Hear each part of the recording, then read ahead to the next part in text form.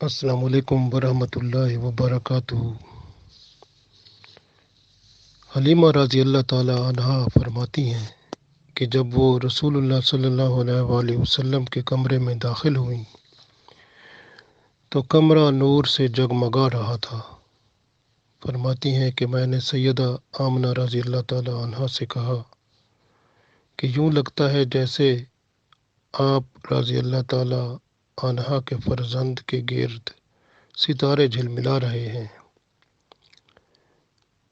یہ سن کر حضرت آمنہ رضی اللہ تعالی عنہا نے فرمایا کہ یہ تو میرے بیٹے کے چہرے مبارک سے نکلنے والی نور کی شعائیں ہیں۔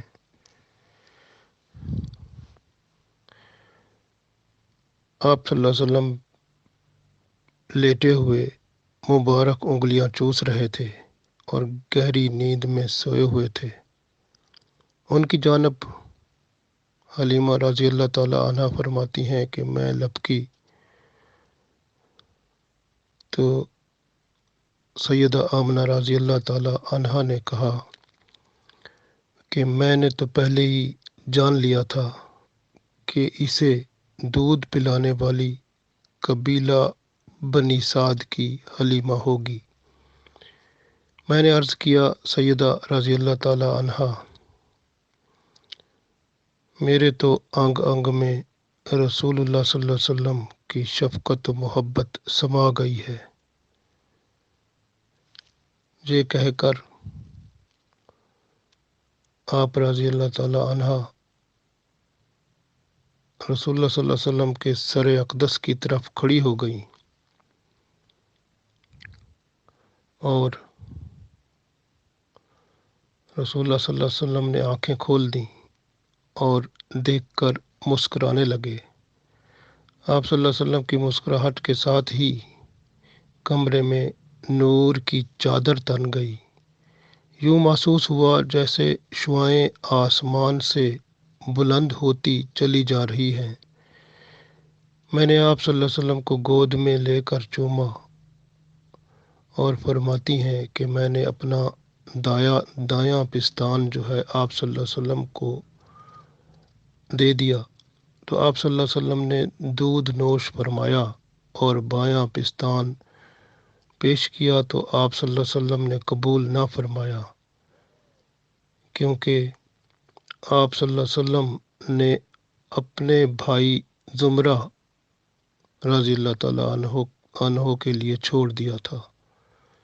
آپ صلی اللہ علیہ وسلم ہمیشہ ہی دائیں پستان سے دودھ نوش فرمایا کرتے تھے، جبکہ بائیں کو چھوڑ دیتے تھے۔ ان سے آپ صلی اللہ علیہ وسلم کا رضائی بھائی زمرہ رضی اللہ تعالیٰ عنہ پیا کرتا تھا۔ حضرت حلیمہ رضی اللہ تعالیٰ عنہا آپ صلی اللہ علیہ وسلم کو لے کر اٹھیں اور اپنے آپ کو بہت خوش قسمت تصور کرنے لگیں اور دروازے سے باہر نکلنے لگیں تو عبد المطلب نے فرمایا، حلیمہ ٹھہر جاؤ، کچھ زیادہ سفر بھی تو لیتی جاؤ۔ میں نے عرض کیا، مجھے اب زیادہ سفر کی ضرورت تو نہیں رہی، میرے لیے تو محمد صلی اللہ علیہ وسلم ہی کافی ہیں۔ لیکن عبد المطلب نے مجھے زیادہ سفر دے دیا۔ گھر سے باہر نکلی تو سیدہ آمنہ رضی اللہ تعالیٰ عنہا نے بیٹے کو گلے لگا لیا، چوما اور زار و قطار رونے لگیں۔ ماں بیٹے کی فرقت کے لمحات بڑے صبر آزما تھے۔ جب ماں نے یہ کہا، میرے یتیم، اللہ تمہارا حامی و ناصر ہو، تو فرماتی ہیں کہ میں آنسوؤں پر ضبط نہ کر سکی۔ حضور پاک صلی اللہ علیہ وسلم کو لے کر جب مکہ سے باہر آئی تو گرد و پیش کی ہر چیز سے مجھے آوازیں آنے لگیں کہ حلیمہ تمہیں مبارک ہو، محمد عربی صلی اللہ علیہ وآلہ وسلم کی رضاعت تمہیں مبارک ہو۔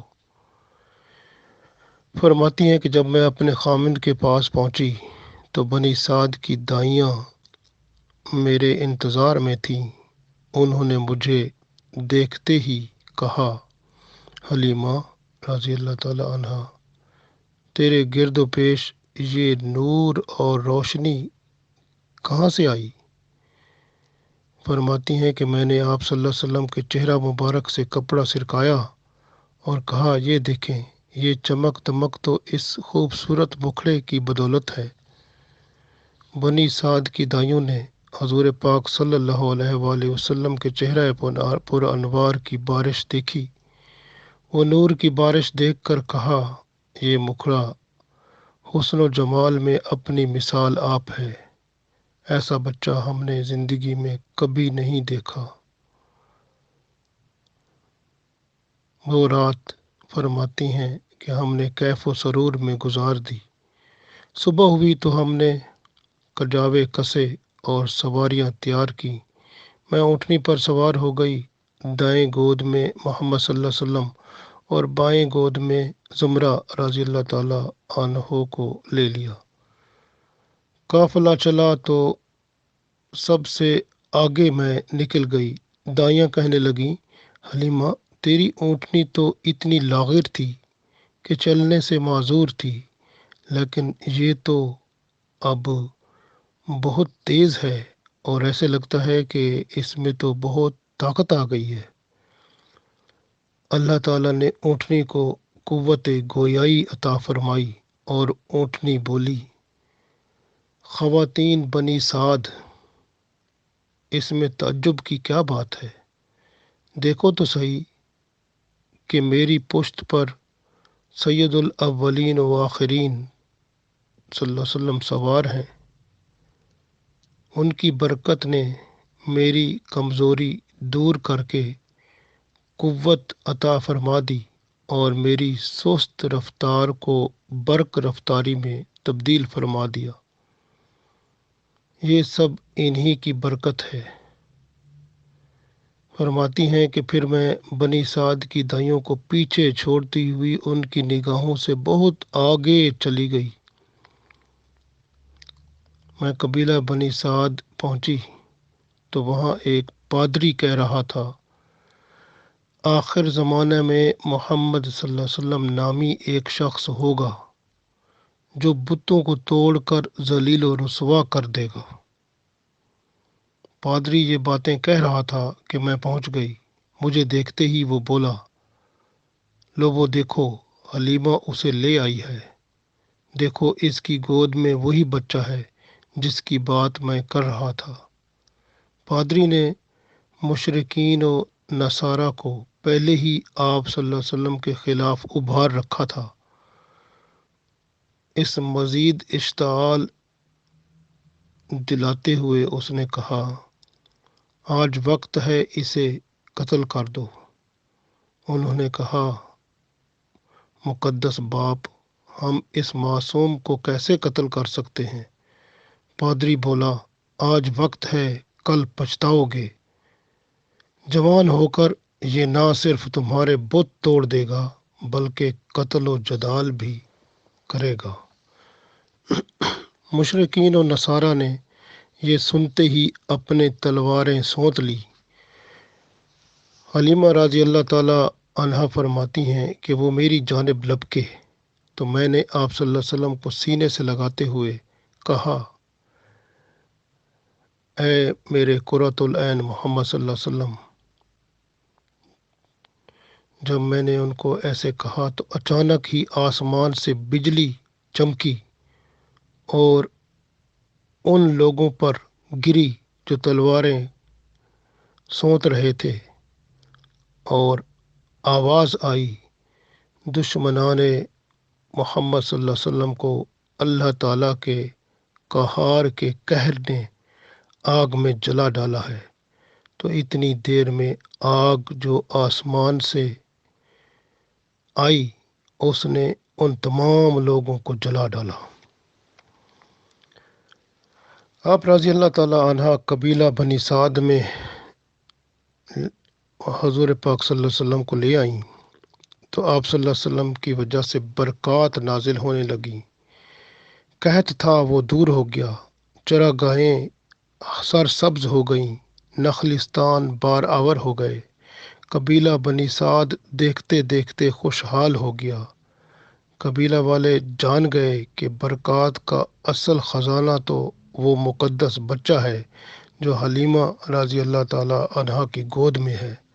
قبیلہ کے لوگ آپ رضی اللہ تعالی عنہا کے گھر آتے تھے اور حضور پاک صلی اللہ علیہ وسلم کی زیارت کرتے تھے۔ ان میں عورتیں، مرد اور بچے سب شامل تھے۔